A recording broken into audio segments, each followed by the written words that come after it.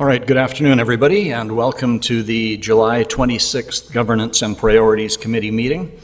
I'd like to first recognize that we are on the traditional territory of the Snuneymuxw First Nation. Our clerk today is Ms. Sheila Gurry, and today's Governance and Priorities Committee meeting will be held in accordance with the Community Charter, Council Procedure Bylaw 2018 number 7272, and Ministerial Order number M192 governing open meetings. As the province moves into Phase 3 of the reopening plan, members of the public are now permitted to attend council meetings in person. However, due to the limited room capacity, not everyone will be able to attend meetings in person, and the public is still encouraged to observe meetings virtually. Question period has now been reinstated for those in attendance for agenda items only. The question period sign-up sheet is on the table by the double doors to my left. If during the meeting any member of the gallery has a question regarding an agenda item, please write down your name and the agenda item on the sheet. At the start of question period, the chair will call those who have signed up to the podium to address council. The first item on the agenda is the introduction of late items. Ms. Gurry. Thank you, Chair. We're adding Attachment A, Departure Bay Waterfront Walk, Cycle Beach and Environmental Improvements to Agenda Item 6A1, Waterfront Walkway, Departure Bay Update. And that's it. Thank you very much. So if I could get a motion for the adoption of the agenda as amended. Mayor Krogh and seconding Councillor Bonner. All in favor? Any opposed? Carried. Thank you. And a motion for the adoption of minutes as circulated from the Governance and Priorities Committee meeting held here in the Shaw Auditorium on July 12th of 2021. Councillor Turley and Mayor Krogh seconding. All in favor? Any opposed? That carries. Thank you very much. So we move to agenda planning, Governance and Priorities Committee agenda planning, to be introduced by Ms. Gurry. And over to you, Ms. Gurry. Thank you again, Chair. So starting on page 15 of your agenda through page 21 of your agenda is the Governance and Priorities Committee agenda planning section. Page 15 outlines the upcoming two meetings, one in September and the next one in October. So September 27th, we have election signage scheduled to come before you, and that is one of your priorities that you have listed in your rankings. So that is what staff have scheduled to come forward to you in September. October, we have topics to be determined, which could be brought forward to you at the September 27th meeting. And if council wishes to discuss the relevance or their priorities of having those agenda items brought to you at that point, you could. So this is the part of the agenda at every GPC meeting that we do encourage your feedback on what you would like to see. Having said that, the next meeting is in September and election signage is one of your priorities listed. Thank you, Ms. Gurry. Council, any comments or questions on this topic? I'm seeing none, Ms. Gurry, so we're all satisfied with that for now. Thank you very much. We'll move to number 6 on our agenda, which is reports, and community wellness livability is our topic, main topic today, Waterfront Walkway, Departure Bay Update, to be introduced first of all by Mr. Lindsay. Thank you. Through the chair and the council, good afternoon. We're here and excited to be here this afternoon to present what we've heard from the community over the late spring, early summer on this most recent round of engagement for Departure Bay Walkway. I'm going to turn it over to Mr. Corson to run you through the feedback this afternoon. As you know, Mr. Corson's been our project lead on this, and I'd like to acknowledge the work that he and his team have done along with our consultants, and I think they've more than responded to the challenges of trying to engage with the community during a pandemic. And still, you'll see this afternoon, still had an incredible response from the community on this project. So we're excited to share with you that feedback today, and I'll turn it over to Mr. Corson. Thank you, Mr. Lindsay. Mr. Corson, please go ahead. Great. Thank you, Chair. I do have a PowerPoint, of course.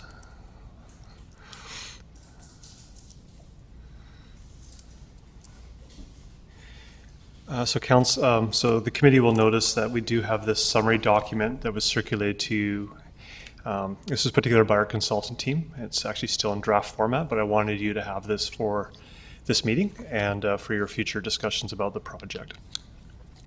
So I'm going to start off with just a little bit of background on the project for folks who maybe aren't familiar with it, and then we'll talk about the summary the summary comments we've received from the public to date. So the Waterfront Walkway project has been talked about for many years, and in 2017 we were able to put together overall strategy for the project, which takes it from Departure Bay all the way to the estuary. And through that feedback with the public, we went in with a very open mind about what this could look like, where it would go, what sort of amenities it would have. And through that, we were able to kind of shape a document that provides direction on this piece of infrastructure that is quite popular with the public. So in December of 2017, the actual plan was endorsed, and through that we had a series of segments of the project, different areas that could be built out, and the Departure Bay section was one of the priority areas. But in terms of the project, sometimes I hear, well, where did this project come from? And I just wanted to kind of show you on a few slides that it's been around for a while. So here's the 2012 strategic plan, almost 12 years ago. So this is or 10 years ago now, where we first saw this in a strategic plan. Next slide, please. And that was continued through in the 2016-2019 plan. And thank you. And then next slide, please, to the current strategic plan. So certainly it's been the last 3 strategic plans. We've been kind of piecing our way through it, chipping away at it, and we have today in front of us a little bit more information on the actual Departure Bay section. So through Reimagine Nanaimo, the first phase, we had lots of comments and feedback from the public on general what they wanted to see in Nanaimo. So this is Nanaimo inputs, but I think you'll see the Waterfront Walkway fits in nicely to a lot of these key themes, whether it's access to the outdoors, the waterfront identity, the green approach, the whole idea of being inclusive and equitable. This is a facility that everybody can use. It certainly ties in Departure Bay into the Newcastle neighborhood and to downtown, and hopefully is a bit of an economic generator as well. So when we finished the overall strategy in 2017, and we knew that the high priority section was Departure Bay, we started off doing functional design work for an elevated walkway. And through that work, we realized it was going to be very difficult to build without having to actually go onto the beach and build essentially an access road for the elevated structure, which we realized at that point would be duplication. So the engineers at that time said you should really explore a Green Shores approach, which will allow you to build on the beach. It'll be much more human scale, and you'll have a chance to do restoration work, which would be harder to do with the elevated option.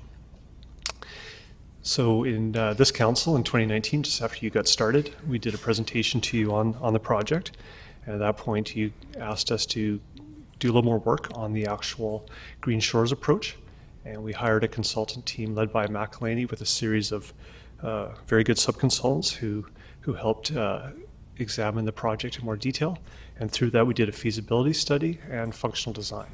And the purpose of the feasibility study was to understand, can you actually build this on the beach? And if you do, what are the implications of doing that? Will it wash away? How high does it need to be? And then through the functional design, we looked at how it could be, what it would look like, and how it would actually fit in, and get an idea of better costings for the project. So so there we go. So through this work, we had 3 different designs that came out, different cross sections, and depended on the section of the foreshore you were on, and those were incorporated into the final approach. But obviously, some of the big issues were sea level rise, flooding, how we minimize impacts on private property, and I think an important one too, again, is that sea level rise, which we have to be mindful of. Next slide, please. So this was a study area that we looked at. So from the end of the BC Ferries terminal in Departure Bay, all the way down to the Kinhut, essentially. Next slide, please. So these are just some of the renderings we've shared with the public, and council might have seen some of the videos that were done as well. So this is This layout and cross-section comes from the implementation plan that was done in 2017, where the public identified a need for separated pedestrian and cycling facilities. So in this image, you have the pedestrians closest to the water and the cyclists on a raised platform behind. Both walkway and cycling facilities are 3 meters wide. And then you have a little buffer in the middle. And in here you can see the Green Shores approach with the beach being rebuilt, planted with native vegetation. And there's a bit of a breakwater there to minimize erosion on the infrastructure. Next slide, please. This is down at the BC Ferries end where we have Northfield Creek coming in. And right now there's a salt marsh down there. So we wanted to minimize the impact there. We did more of what I'd call traditional seawalk, similar to Stanley Park, where it's elevated, and then it transitions down to the beach, Green Shores approach. Yeah, as you go on, there you go. There's a good example of the estuary there that would get rebuilt and enhance the habitat in that area. Next slide, please. Yep, and there's just an example of the rock breakwaters that are put in to facilitate the habitat restoration in those areas. Next slide, please. And just an example, if you were standing in the median between the pedestrian and the cycling facilities, you can see the lighting that's done to a human scale just to make sure that the trails are visibly lit so people can use them in the winter and at evening, and the access points down to the beach. Next slide, please. So in December, we were asked, we presented this work to council, and we were asked to share this work with Snuneymuxw to use the city's online platform to get some feedback on these preliminary designs, and then to present to the city's advisory committees, and then to return to council. So that's what we're doing today. We haven't done a formal presentation to Snuneymuxw yet.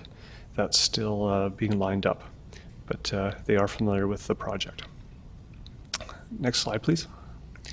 So in terms of public consultation, like I say, the summary document I think is an excellent source for everything you want to know about the project, but it's been really interesting through the pandemic how we've been able to take advantage of the online platform, and certainly get involved in Nanaimo was, and through Reimagine has been very helpful. So we used the same platform for Departure Bay. We had a website set up, we did a video, had a brochure, we were able to use lots of social media,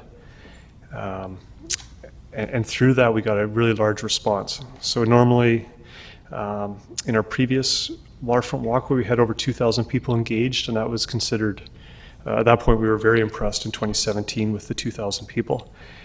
This exercise, which was open for 3 weeks, had 2,541 responses to the survey, over 5,000 unique visits to the website, and 10,000 comments received.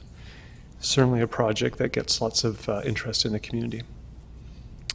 So I'm just going to go through the kind of the questions that we asked in the survey and just provide some of the highlights to you. I'm happy to answer any questions as we go.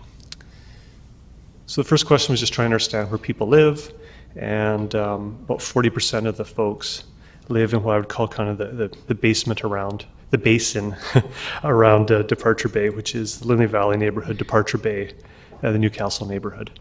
And then folks from elsewhere in the city also participated quite highly. Next slide, please. So the next one was just, do you own property along the area? Of course, not many people do, so you'd expect a high no answer to that. But certainly you can see 123 property owners in the immediate area indicated that they do own property in that area. Next slide, please.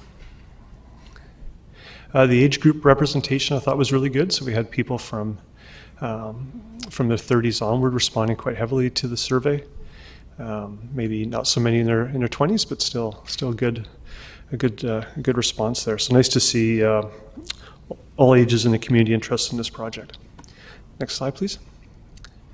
This was a really interesting one for us because, again, we had over 2,000 people involved in the previous walkway exercise in 2016, 2017. And we were able to get 1,700 new people involved, so people who weren't involved in the past, which is quite interesting. So obviously a broader engagement this time. So question 5 was, how are you going to, if the walkway were to be built, how would you use it? Exercise was number 1. Access to the waterfront and beach was really important, as was being able to appreciate nature. Be able to cycle to shops was important, and to socialize with family members and friends was important. 9% of the people said they actually wouldn't use the walkway if it was built. Question 6. So then we asked people what elements are most important to you, and this is kind of similar to the work we did in 2016, 2017, when we asked people what features were important to them on the walkway. This is kind of a reoccurring theme. The access to the beach and waterfront is really important to people. Greenery is important. The separation between pedestrians and bikes is really important, as is seating and picnic areas, and we always hear the need for washrooms and garbage receptacles is important. Next slide, please. So then we asked people what they're concerned about the project and where we need to be cognizant. So the environmentally sensitive areas is important to people, as are riparian rights. Long-term maintenance, having a plan on maintaining this is important. The impacts of climate change and sea level rise, and waterfront access were all important elements that were identified by the public. So this is a really important question, I guess. Do people still support the project? We provided them with information on, of course, the cross sections. They've seen the videos, they've seen the images, they've seen the cost. And those who support or strongly support it are at about almost just under 80% of the public still supports it. 15% of the population do not support the project. So it's certainly a project that is of interest to the citizens of Nanaimo, and might be worth further consideration. Next slide, please. We finished the survey off asking questions about funding. Probably not too surprised by these answers. The first one, was do you support the use of grants? And I think council and staff would always support the use of grants whenever possible too. So that was well received. Next slide, please.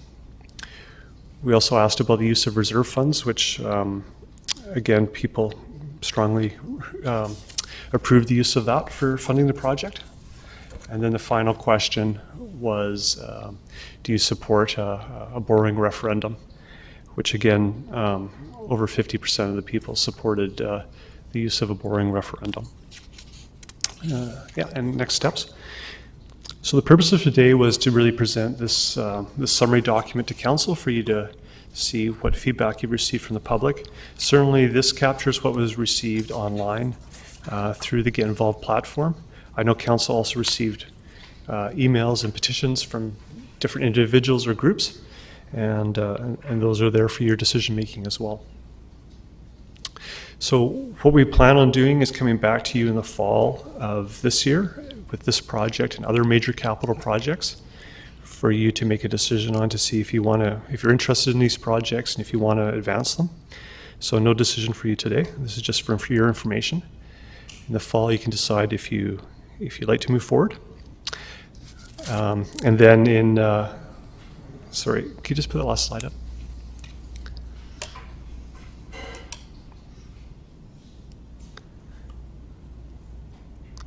Very last slide, please. Thank you.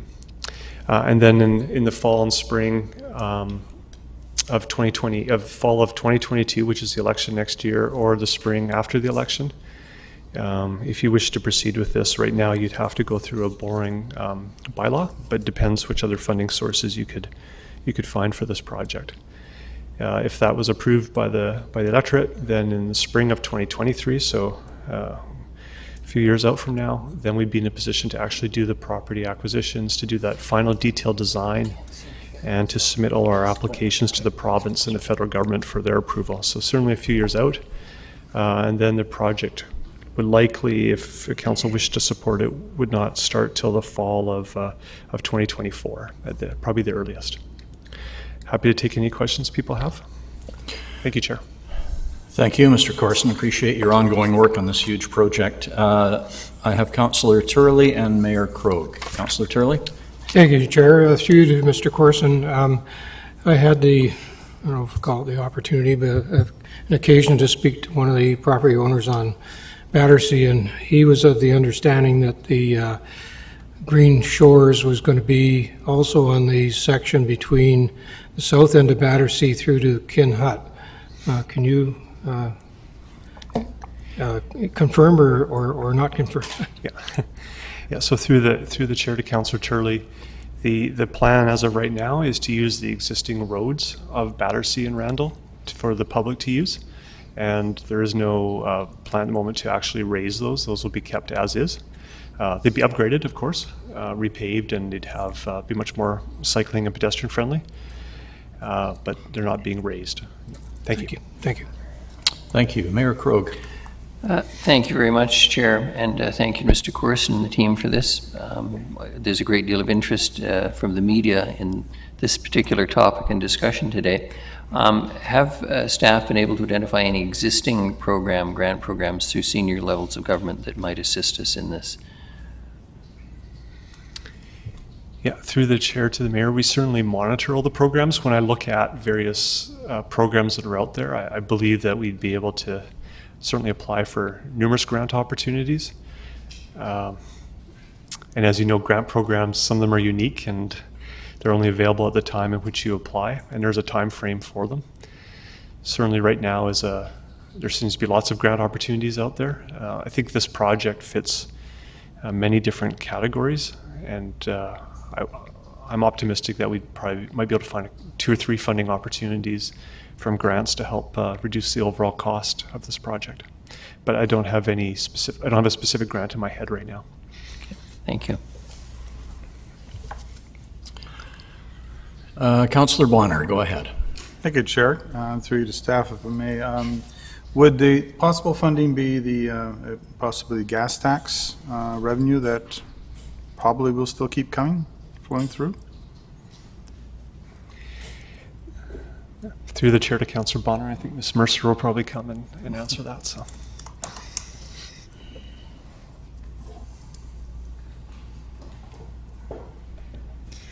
So your question was, could the Community Works Fund be used for? Okay. That is something we could look at for sure. The reason why we haven't used that to date is because we need to know that there's going to be an asset at the end. So if we designed it and never built it, we don't have an asset. So that's to date why we haven't used Community Works Fund, but we could look at that in the future for sure. Yeah, I would assume because of the different modes of transportation, it would qualify for that. Yeah, it would probably fall under many different categories within there. Yeah. Okay. Do we have any other referendums that we're contemplating in the near future that we could move this one forward? I'm kind of I don't know if we should have it in the spring, especially when we're going to have an election a number of months later. But then it delays everything until the year after that. Mr. Rudolph, you'd like to respond? Thank you, Mr. Chair. And I may ask Ms. Gurry to chime in on this, but we do have, and we've noted this in previous presentations to Council, 3 or 4 significant capital projects that are being, business cases are being prepared for. The RCMP detachment upgrade, which is, the planning for that dates back to '09. The operations center, which is the public works yard on Labio, that facility is in need of really a complete redo and an upgrade to meet current needs and standards. And both of those are significant projects, and we are doing our best to deliver to you by no later than September business cases around that, which would articulate the costs and the scope of the project and the timing. The third candidate project that could come into the vocabulary is a community center in the south end. There is a committee working on that, and you have seed-funded study funding for that.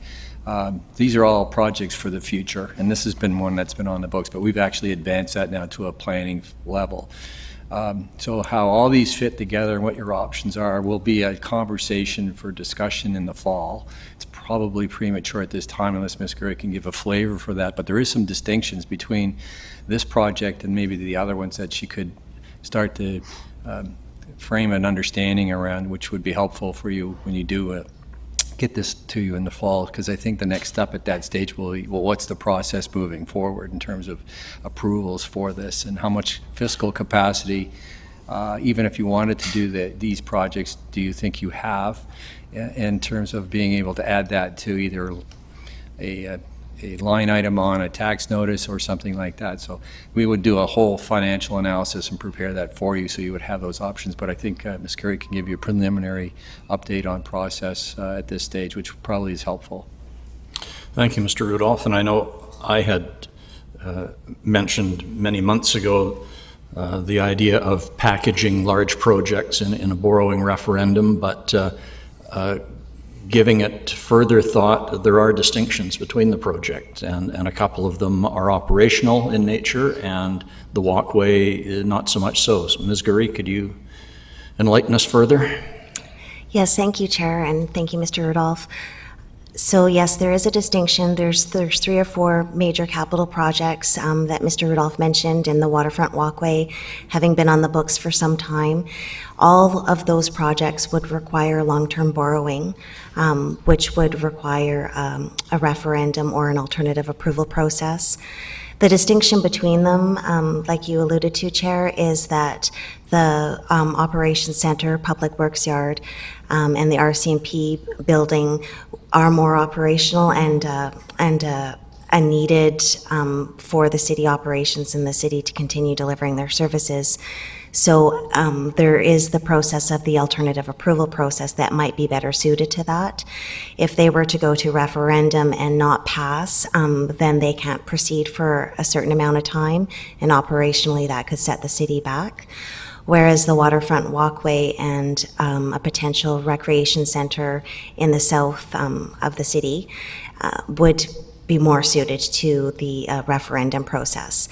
So a referendum can be held on its own and not waited for the election, but there is a significant cost. It is the same, if not more, than an election itself, because there is open houses, engagement, and all of the public education and engagement that is involved in all of that. So they are pricier, as well as resources, with staff working on their own work and preparing for a fall election in 2022. We might need to outsource some of the election type work that is involved in a referendum.